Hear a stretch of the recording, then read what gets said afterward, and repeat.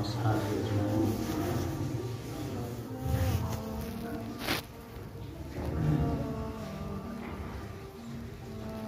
اس سے پہلے ہفتے میں بات آئی تھی کہ نکاح اور شادی یہ ہماری زندگی کا ایک بہت اہم اور اہم حصہ ہے اور ہر انسان کی ایک بشری اور انسانی ضرورت ہے.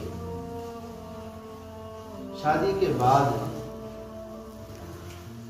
میاں بیوی جو گھر میں ساتھ میں رہتے ہیں، ظاہر ہے شوہر کا مزاج الگ ہے، ماحول الگ ہے، تربیت الگ ہے، تعلیم الگ ہے، اور عورت کو تعلیم و تربیت اس کی جو کچھ ہے ماحول اس کا بالکل الگ ہے، وہ ایک الگ گھرانے سے آتی ہے.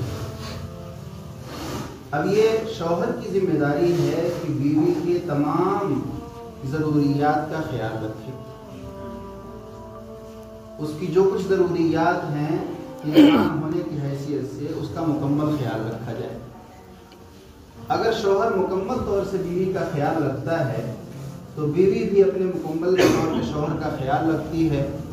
اب آپ دیکھیں کہ بیوی کی شکل میں آپ کو ایک دھوبن میں مل جاتی ہے، ایک باورچی میں مل جاتی ہے، آپ کے جو ہے گندے سندے کپڑے اور جتنی بھی گندگی ہوتی ہے سب آپ کی صفائی کرتی ہے، آپ کے بچوں کا خیال رکھتی ہے. ایک بہترین آپ کا لائف پارٹنر وہ بن جاتی ہے. اور آپ جو کچھ کرتے ہیں، ظاہر ہے آدمی باہر کے ماحول میں رہ کر کے کماتا ہے، بڑی محنت سے کماتا ہے وہ پیسے، لیکن عورت جو ہے وہ گھر کی تمام ضروریات وہ جو پوری کرتی ہے، آپ 10 خادم کو بھی رکھ کر کے وہ ضروریات پوری نہیں کر سکتے. تو اس لیے اس کی اہمیت بہت زیادہ ہے. اس کو اس حیثیت سے بھی سوچنا چاہیے کہ وہ بھی ایک انسان ہے. اگر اس سے کہیں کوئی غلطی ہو جائے، کوئی کمی رہ جائے، کھانے میں نمک زیادہ ہو جائے، سبزی جل جائے، چاول میں کچھ کچا رہ جائے، کچھ بھی ایسی بات ہو جائے تو اس کو پیار سے سمجھا کر کے اگلے وقت میں اس کی تعافی کی جا سکتی ہے.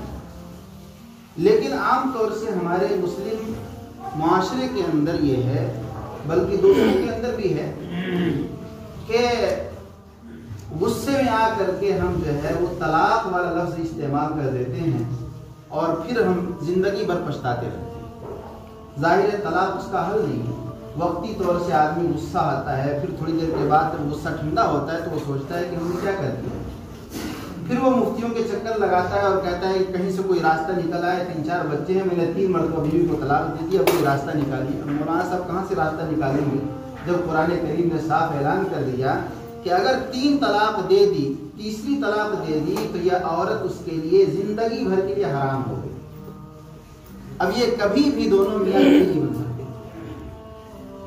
فَإِن طَلَّقَهَا فَلَا تَحِلُّ لَهُ مِن بَعْدُ حَتَّى تَنكِحَ زَوْجًا غَيْرَهُ. ایک شکل ہے جس کو آپ کے درمیان مشورہ حلالہ سے وہ جو ہے حلال ہو جائے گی، وہ کوئی طریقہ ہے. حلالہ بھی کوئی طریقہ ہے، یہ حلالہ کوئی کرنے کی چیز نہیں ہے، یہ آٹومیٹک ہونے والی چیز ہے. شریعت میں تو یہ کہتے ہیں کہ 3 بار طلاق دے دیا آپ نے تو اب یہ بیوی آپ کے لیے حرام ہو گئی. اب کیا کرنا ہے؟ اب یہ بیوی کہیں اور نکاح کرے گی، تم کہیں اور نکاح کرو. پھر کبھی اگر وہ نہیں جمتی ہے پہلے دوسرے شوہر سے اور وہ واپس آنا چاہتی ہے تو یہ آٹومیٹک ہونے والی چیز ہے. یہ ایسا نہیں کہ آپ بیٹھ کر کے باقاعدہ حلالے کے لیے نکاح کر رہے ہیں اور حلالہ ہو رہا ہے.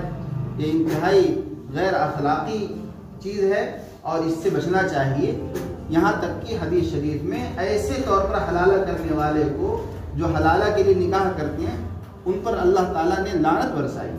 تو یہ حلالہ کوئی چیز نہیں ہے. تو اصل یہ ہے کہ ہم اپنے بیویوں کے ساتھ بہت اچھا سلوک کریں. حدیث شریف میں آیا تم میں سے سب سے بہتر وہ ہے جو اپنے گھر والوں کے لیے بہتر ہے. تو ہم ذرا سوچیں کہ حدیث شریف کے مطابق کیا ہم بہتر ہیں اور کیا ہم واقعی میں اللہ کے رسول صلی اللہ علیہ وسلم کے بتائے ہوئے طریقے پر چل رہے ہیں اور اللہ کے رسول نے جس کو بہتر کہا ہے کیا ہم وہی بہتر ہیں اور اپنے گھر والوں کے لیے بہتر ہیں. آدمی اپنے گھر والوں کی ضروریات کا سب سے پہلے کفیل ہے، اس ذمہ دار ہے، ان کو پوری کرے، پھر اس کے بعد باہر کے جو اخراجات ہیں وہ پوری کرتا ہے تو پھر مضائقہ نہیں ہے. لیکن اگر گھر کے اندر کمی کرتا ہے اور پھر باہر جو ہے اڑاتا رہتا ہے تو پھر گھر والوں کو اعتراض ہوتا ہے. اللہ تبارک و تعالی ہم سب کو صحیح نہج پر زندگی گزارنے کی توفیق عطا فرمائے. جناب محمد رسول اللہ صلی اللہ علیہ وسلم کا جو لایا ہوا طریقہ ہے، جو ہماری زندگی جس طریقے پر چل کر کے بہت امن کے ساتھ سکون کے ساتھ زندگی گزر سکتی ہے۔ اللہ تعالیٰ اس کی سمجھ عطا فرمائے اور اس پہ چلنا